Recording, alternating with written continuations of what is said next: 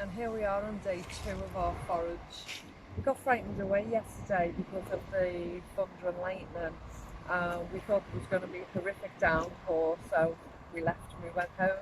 It was actually about 9, 10 o'clock at night when we actually got the rain, but it was cancelled for a reason, so we just went with it. So we've come to the same point where we were yesterday. So the tree at the back there is the rowan tree. We took the berries off and we managed just over 200 grams. So along with the 200 grams we've got in the freezer from the previous pick, we've now got another 200 grams joining in the freezer. So we shall attempt that rowan berry wine in a couple of weeks. I just wanted to show you this one. This is an acorn tree, and the acorns look beautiful this time of year. You know, they're worthy of pictures, or you can actually craft with them or anything, but they're edible. Now, there's a long way to go on them yet, you know, they're just coming out now. But later on when they're fully mature and you take them home, I wouldn't eat them in this raw condition. They'd be really bitter, but if you roast them, they're a nice nutty flavour, and really worth having a go. So, you know, once they're roasted, you can do anything with that flavour of the nuts. You know, you can incorporate that in biscuits and cakes. You can put it in a meatloaf. You know, there's lots of different things you can do with this free available food. You know, it's on our doorstep, it's everywhere. And that's just one example. This tree doesn't look great. There's dried bits in it being singed with the weather. It's a really big tree, and it's one of many. There it is, there's the fruit. We shall be back to this tree, or one like it.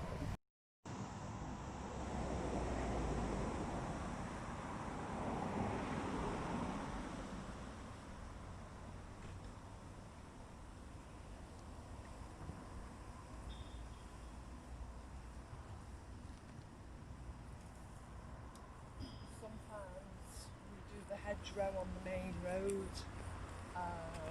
We try and leave the low falling fruit, most places, but generally people don't walk the dogs along the road. So you've got a better scope of picking the fruit and not thinking it's dirty by dogs or animals. So we'll do our normal forage route, and we'll probably end up on the dual carriageway picking the hedgerow fruit, and we tend to get quite a lot there, so I'll just continue and see what we've got here coming up.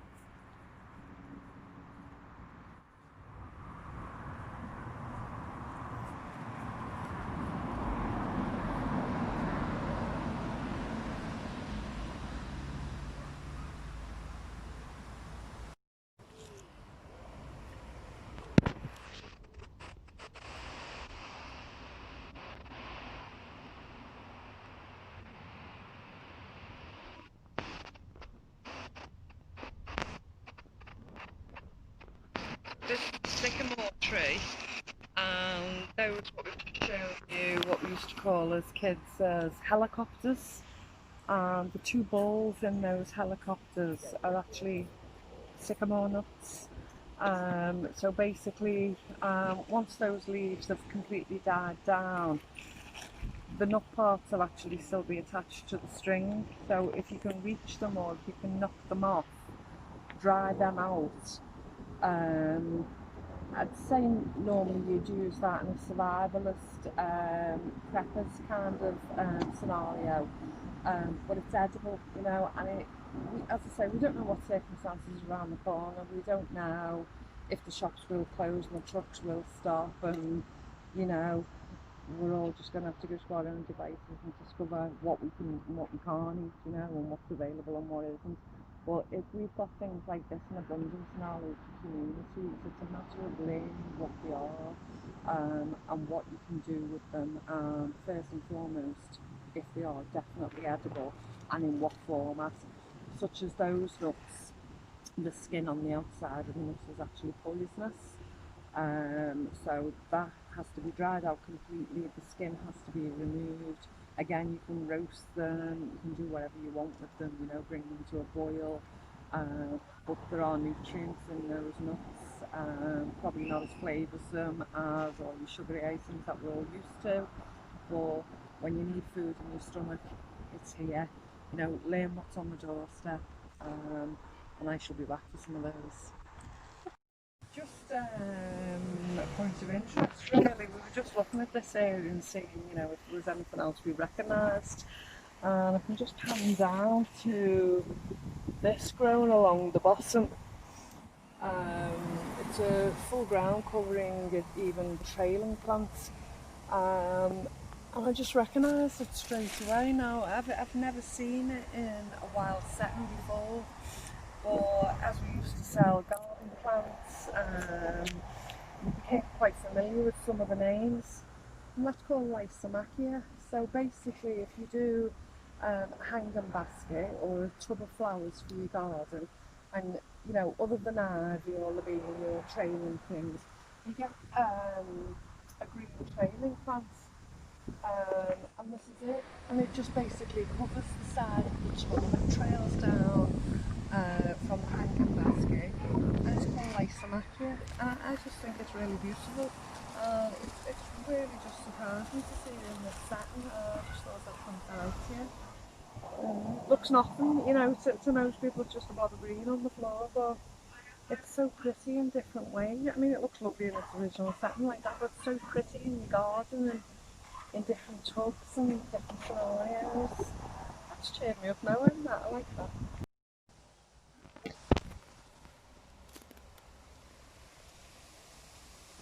So we just discovered this little bush and we weren't too sure what it was, so we took a quick Google.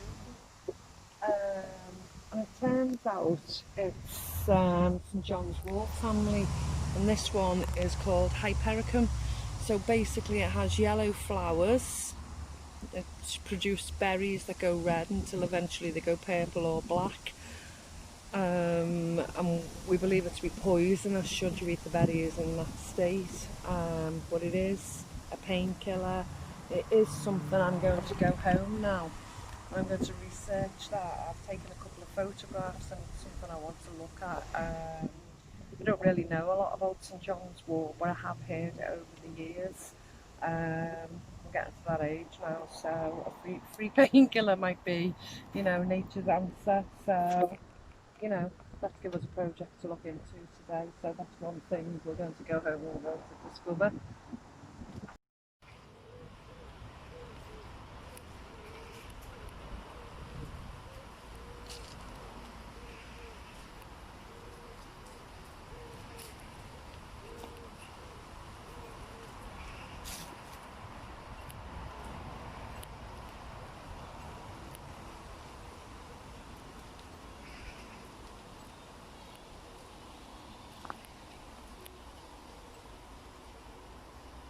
Not ripe yet, or elderberries.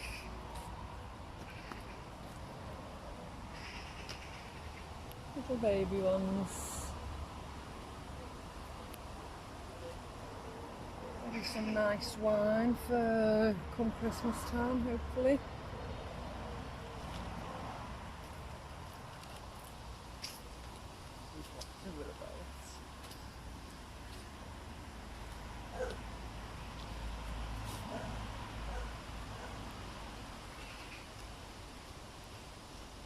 We had our fill of the champagne earlier in the year from the flowers, and then hopefully about 3-4 weeks time we should come back and take the berries this time instead of the flowers and make wine with it. So, you know, there's so much to look forward to. There's a lot to come. And they're everywhere.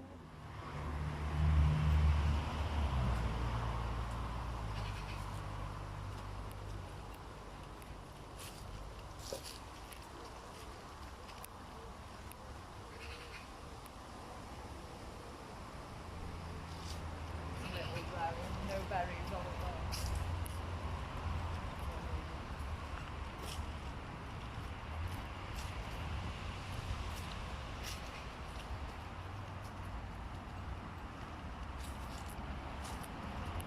them a lovely size, aren't they? That's a nice big one.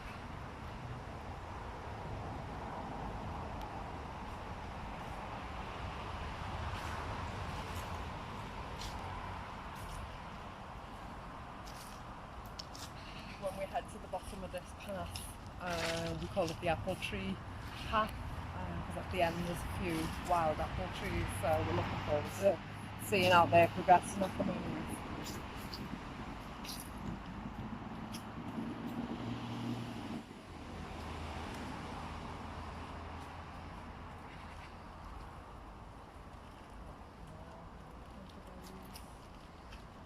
This is rose hip again, isn't it? I know it's coming, it's not even coming from somebody's garden, it's actually planted in the hedgerow. So they need to waken up.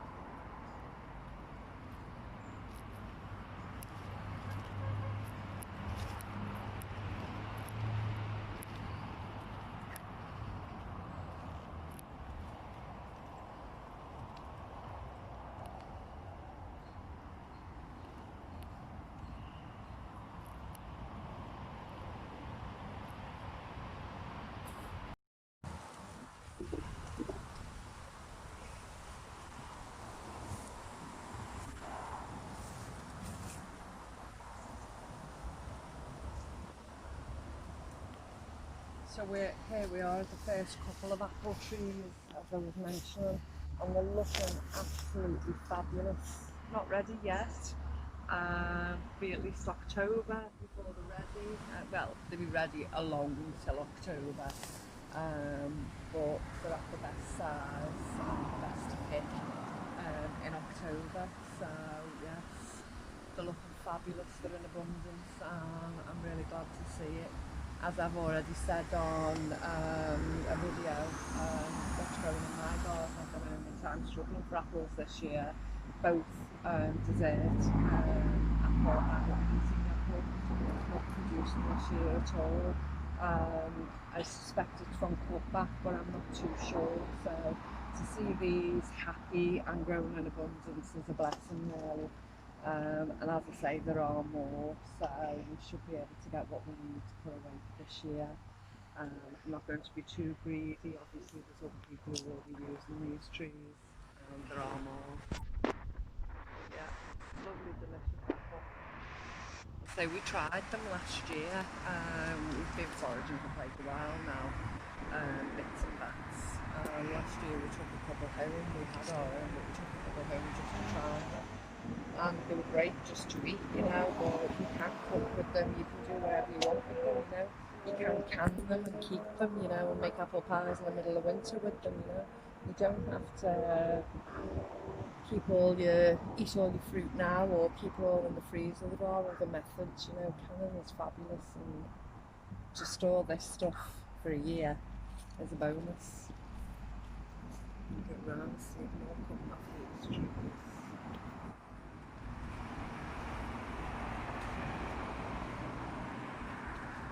Absolutely beautiful, and the red tinges on those right at the top, so yeah, beautiful. Someone's done us proud and they decided to plant the stuff that they did plant. It's amazing, and I know there are special people, you know, wonderful people who go around our town and they plant things like apple trees, fruit trees in different places, and they don't tell anyone, you know. They do it out their own pocket and their own kindness of the heart, and I think it's fabulous, you know. Just because they're here doesn't mean the council or, you know, authority is specifically planted. There are good people who go around and plant stuff in our town, and they deserve the respect, and I just personally say thank you. When we first started going out and foraging and picking from the hedgerows, everyone would say, oh, you know, don't pick Don't pick from the roadside because of the carbon monoxide fumes from cars, etc. And we didn't for a long time. You know, we come down here one day and we took a look, and the size of these berries are much bigger. You know, we can argue the science of the trees and the plants breathing in the carbon dioxide and producing oxygen. And the hypocritical thing is, we live on a main road, so in order to get fresh air, we'd actually open our windows, and it's carbon monoxide coming through that we're classing as fresh air. So to deny ourselves to come and get this in abundance of fruit is just hypocritical all round. So I can appreciate what you're saying, but at the same time, this food is going to feed my family through the winter, and I've assessed it, and I'm quite happy with that. You don't have to do it. You don't have to follow any of my recipes. Just want to be curiosity, but I don't know. I just felt as if I had to explain myself there, really, because we were on a roadside. We are actually on the dual carriageway. And you know, I head to this spot now because we quite enjoy it. You know, we've got quite a few dual carriageways that we can take advantage of, and the food is lush. Let's carry on. Again, just picking the shiny ones. We don't want the dull ones. If there's no glisten on them and there's no shine on them, leave them there. And don't worry about the ones you drop. The mice, everything else that can't reach up. And I've had the bottom rungs already. You'll appreciate everything that's dropped.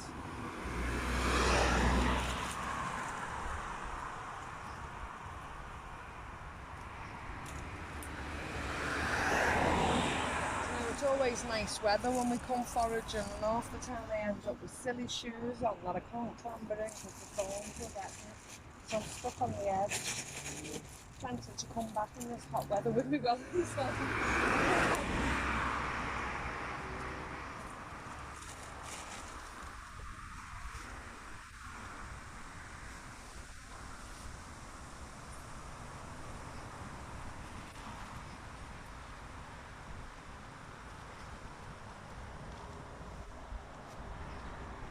Such an abundance. I mean, even if I come every day now till October, the abundance is everywhere. I mean, I think everybody should get out and at least make jam, if nothing else. But hey, we're all different.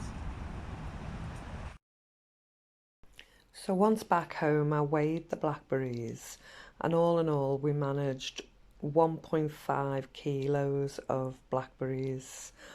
I reckon that should be 6 jars of jam from the 30 that I wish to make. Okay, thanks for joining me, and I'll see you again soon. Bye.